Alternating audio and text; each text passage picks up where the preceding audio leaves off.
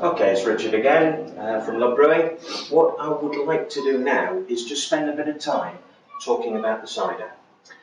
We've used the press and we've used the crusher, so we've now got our juice. Obviously we've crushed it first, we've crushed the apples in the crusher, then they've gone into the press, we've now collected the juice. So looking at the previous videos, you know where we are with that. Here we are now with the actual cider juice in our bucket. And we're ready to actually get the fermentation going on it. What we're looking for is a starting gravity in here of around 1045. So we have a thing called a hydrometer. And the hydrometer measures the gravity of the liquid. So the more, I'm going to say sugar, because obviously in apples you get sugar, in grapes you get sugar, in all the things that we ferment, we actually get some form of sugar or some form of something that is going to ferment. Now this will measure the gravity of the liquid. So the more sugars which are in the liquid, the higher the gravity will be. So when we drop this in the bucket, it's going to stick out more if it's like really thick than if it's really very little sugar in it.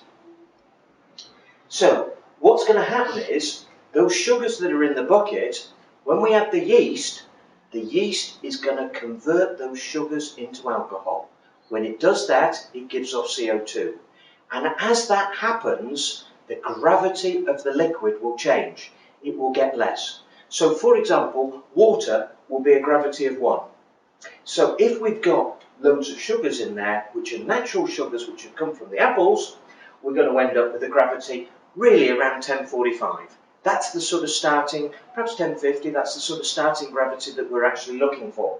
So we've taken our apples, we've put them in the crusher, we've pressed them, the juice is now in here. And that juice is just got nothing added to it at all. So, as I say, the first thing we're going to do is we're going to take gravity. And as long as the gravity is around what we're looking for, we're able to go ahead and we'll talk through that process. If the gravity is lower than what we're looking for, i.e. we want more alcohol in our cider, then we're going to have to add sugar to this to thicken the liquid and to give us more alcohol. It won't change the flavour, but it will give us more alcohol. So, the gravity of this one we know is 1045. We've actually done that. We're looking at a liquid temperature as well. That's quite important. We need to know what the temperature of the liquid is, because yeast likes to work at between 19 and 25. So we're looking for a liquid temperature between 19 and 25. This one we're currently at 21. So we are ready to get the fermentation going. And the first thing that we have to do is we have to decide on, well, before we actually get to this stage, when we were actually coming through the press and we were actually collecting the juice, we had an option. And if you followed the instructions, you'll know what that option was. The option was, do we add a Camden tablet or not to the juice as it comes through? Now the Camden tablet, what that will do is it will stop the juice from oxidizing. And when we say oxidizing, not a problem, it's just a browning of the juice. So if we add the Camden tablet, the juice will not be as brown. The disadvantage to adding a Camden tablet is it's sodium metabisulfite, and that is a chemical. Now a lot of people don't want any chemicals in their cider. So we don't add Camden tablet, we're going to get brown juice. We do add Camden tablet, we get some chemicals in there, but we can get a lighter juice. So we made that decision before, because that's the decision we made when it was coming through. What we're now going to do is we're now going to treat this liquid and get it ready for fermentation. The first thing that we want to do is we want to add a product called pectylase. This is a pectic enzyme. It's an enzyme which helps to break down the cell walls of the fruit, so that if we add it, it will actually improve the flavour of the cider, but we need to add it at the start. Now a lot of people think that pectylase is necessary to stop developing a pectic haze. That would stop us clearing the cider at the end when we're looking for something to be nice and clear. If you've got pectins in there, you will never clear it unless you've treated it with pectylase.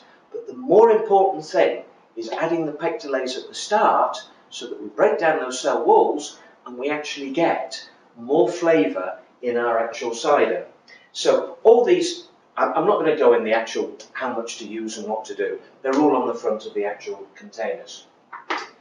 The next thing that we've got to do is we've got to decide what the sweetness of the juice is like. And we've several ways of doing that.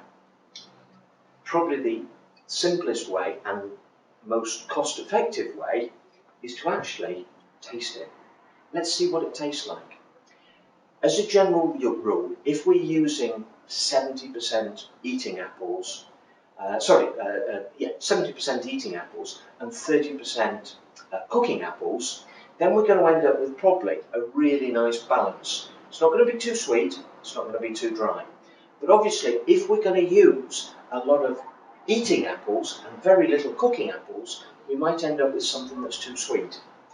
Similarly, if we use too many cooking apples and not enough eating apples, we're going to end up with something that's really quite acidic and tart. So, if we've got the acidity and tart, i.e. we've used lots of cookers, we need to reduce that acidity. And to do that, we can add a product called precipitated chalk. Precipitated chalk will reduce the acidity. So, here's precipitated chalk. And again, instructions for use. If we have got all the sweetness there and we're looking to increase the acidity, what we can do is we can add acid to it. There are three types of acid. There's malic acid, there's tartaric acid, and there's citric acid. The one that we would always use with cider, because they produce their own acids, is a malic acid. So the malic acid, again, will adjust the sweetness. So if it's too sweet, we add some malic. It's almost like adding lemon, like a lemon juice. It's that sort of acidity that we're actually going to add to the liquid. So we'll add the malic acid. The other thing that we can do is we can actually add what's called tannin. Now, think in terms of tannin as being, if you make yourself a cup of tea and the tea is stewed in the cup, i.e. it's quite strong, you get a taste on your tongue, and that is really very similar to a tannin. It sort of gives it that little bit of definition. So again, if it's sweet, you might want to add some tannin to it. Even if it's dry, you might want to add some tannin to it. But that is very much a taste thing for your own personal taste buds.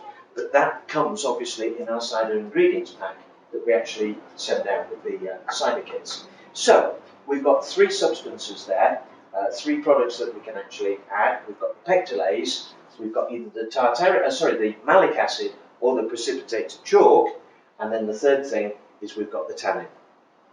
Now, if you're going to be a real expert and you're going to produce this on a regular basis, and you decide that you think your acidity levels are really quite important, which I can understand and see the need for, what we actually do is we do a thing called a pH meter. And pH is very similar to acidity. So the pH meter that we actually sell is a pocket pH meter. And this we activate in a solution, a pH solution. So we activate the pH, and then we can drop this actually into our container, and we can actually see what the pH of the juice is. And we're looking for a pH around 4 on the actual juice. But I go into more detail on that on the actual instructions, so that you can see the bounds of which way we can go on the pH meter. The pH meter, as I say, is the only way that we are going to guarantee what it is. So, we've now got our juice ready. We're now ready to start the fermentation.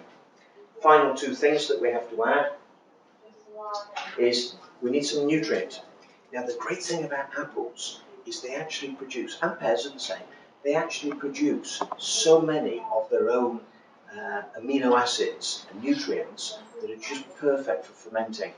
So, really as a precaution, we actually add a product called diammonium phosphate, which is a nutrient that is often lacking in the actual apples, or is not there in sufficient quantity. But it's the only one that we actually need. Okay, so the final thing that we've got to do is add the yeast. Now the yeast, as we said earlier, is going to convert the sugars to alcohol. Really important part of the equipment and the ingredients that we're using, because good quality yeast, it's not cheap, but it will produce really great flavours. And we actually, on the cider making kit, we actually use a true champagne yeast that we found is the best on our tests for making cider. So yeast needs to be, we need the liquid temperature to be between 18 and 26. Ideally we're looking for between 20 and 25. At the extremes, below 18, we run the risk of it being too cold that the yeast isn't going to work. And at the top end of the extreme, above 26, 27, we end up with the risk of the yeast actually burning itself out. It's going to work too quickly and won't actually keep working for a long period. So, temperature is quite important. We're looking for a room temperature in that order. And then we can leave the actual fermenter to ferment. What we need to finally do is put our lid on. The airlock we need to half fill with water, press it all down and leave it in a warm place to actually do the fermentation. When the fermentation is taking place, it will bubble through this airlock. Some people will find that the airlock actually is not bubbling because the CO2 which is given off when the yeast is converting the sugar into alcohol will find its easy escape route. So that might just be through the sides of the bucket lid, in which case the airlock won't actually bubble. So if that's the case, rather than thinking, oh my goodness, we've got a serious problem, all we need to do is do a hydrometer reading. So before we actually finally put the lid on, we ought to check that hydrometer, check the reading. We've done it at the start before we actually added anything, but let's just do it again to make 100% sure. Make a note of that. In 2 days' time, if we come back and we find that the airlock isn't bubbling, then all we've got to do is drop the hydrometer in, and as long as it's moving in the right direction, then we know fermentation is taking place. Okay, so I think what we need to do at this stage is now pretend that this fermentation is finished. Once the fermentation is finished, we can then decide what we're going to do. Fermentation will be complete when the hydrometer is showing the same reading for 2 or 3 days.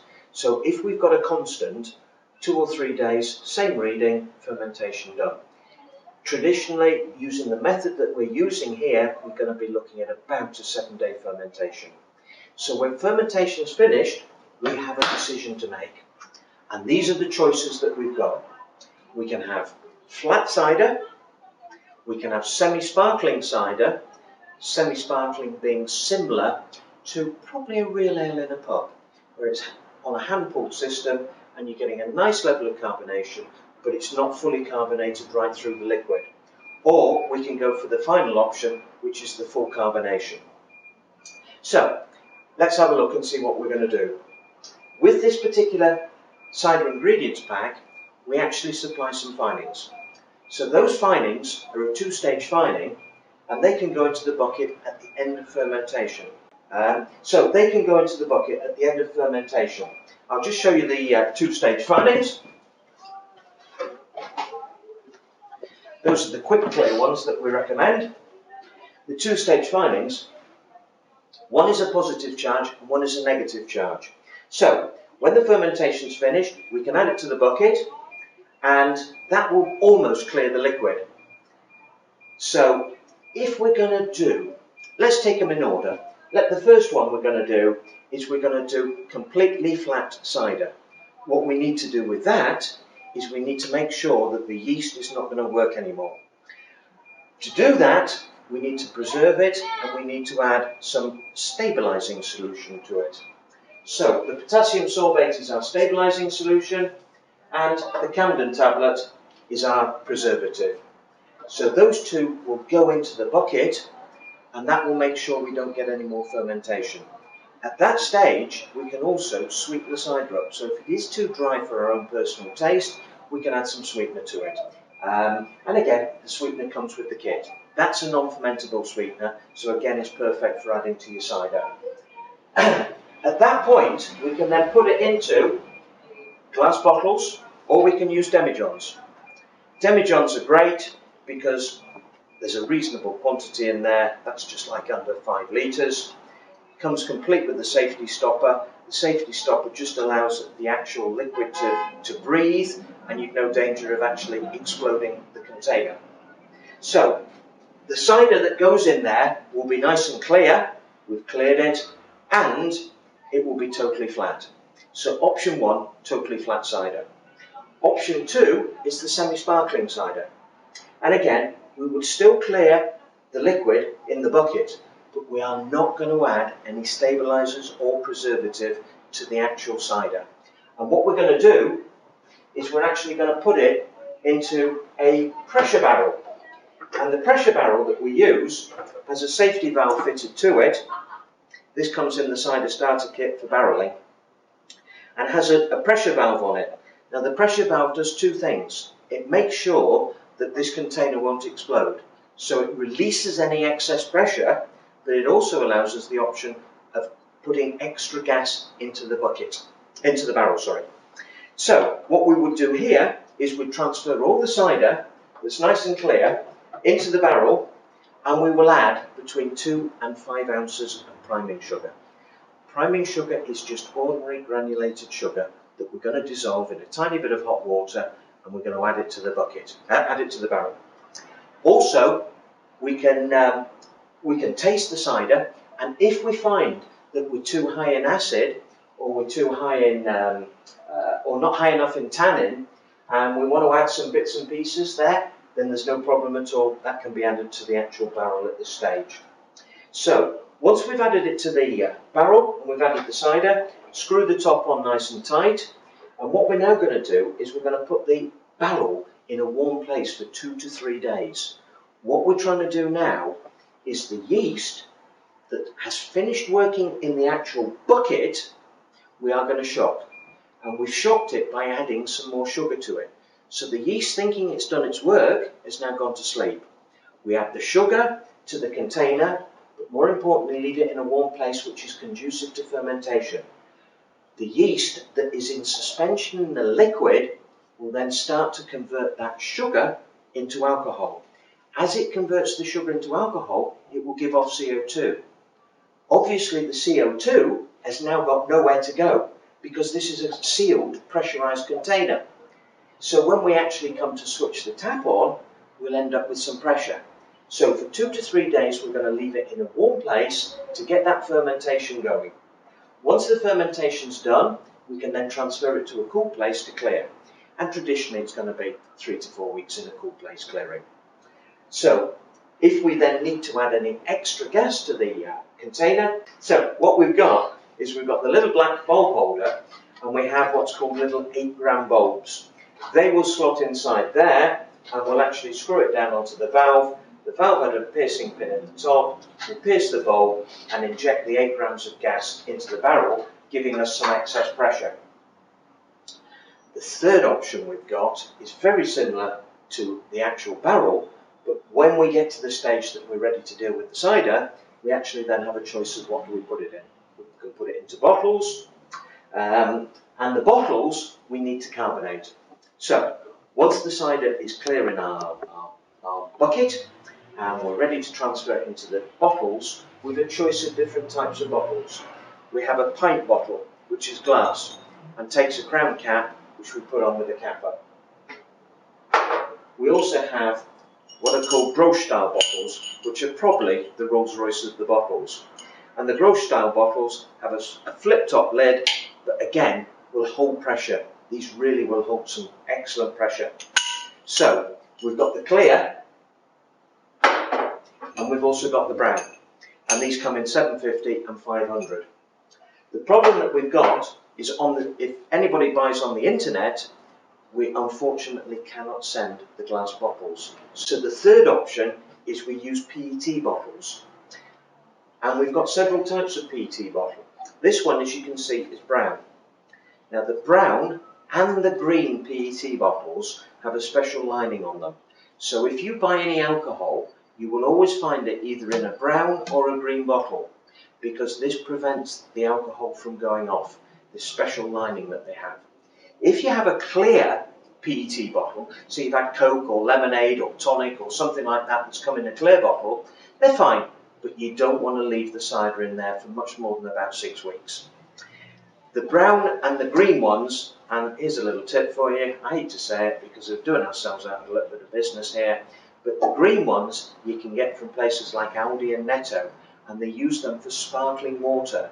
And a litre bottle of sparkling water works out about 14 pence. Now, even if you throw the water away, the bottle is a bargain. We can't even buy them for that. So, you've got the green ones and you've got the brown ones that we should be using. With these, you're looking at using half a teaspoon to a teaspoon flat of sugar per 500 ml. And all we do is we'll siphon the cider into the bottle, we'll teaspoon dry sugar in there, screw the top on, and then again we leave these bottles in a warm place to get that secondary fermentation going. Once the secondary fermentation is done, which normally takes 2 to 3 days, we'll then have a really nice rigid bottle, would be full of pressure. We can then transfer it somewhere cool to clear. But that's the only way that we're going to get a Magnier's or a Bulmers style cider where we've got full carbonation. We have to put them into bottles. And of course the other advantage of a bottle is it will go in the fridge, so we can chill it down nicely. So those are all our options as far as bottling is concerned, and it shows you how simple it is to make cider. It really is the easiest thing in the world once you've got the right equipment and you're using the right gear. So our cider ingredients pack contains all the bits and pieces that you need to be able to make your cider in any shape or form. So that's flat cider, semi-sparkling cider, or fully carbonated cider. You've got all the ingredients you need, and that will do many brews for you. So it's not just one brew, you can probably do half a dozen, maybe 10 brews out of one cider ingredients pack. So, represents great value for money. The only additions that we're looking at is the pH meter if we need to get accurate and make sure that we've got the right pH. pH is really important because if you get that right, you'll always have a good fermentation and you'll get a consistency of taste that suits your palate. This is some cider that we've got in a barrel, and I just wanted to show you the sort of carbonation level that we've got on it. This is all produced quite naturally, but you've got a nice head on it. You can see the carbonation coming through the actual liquid, and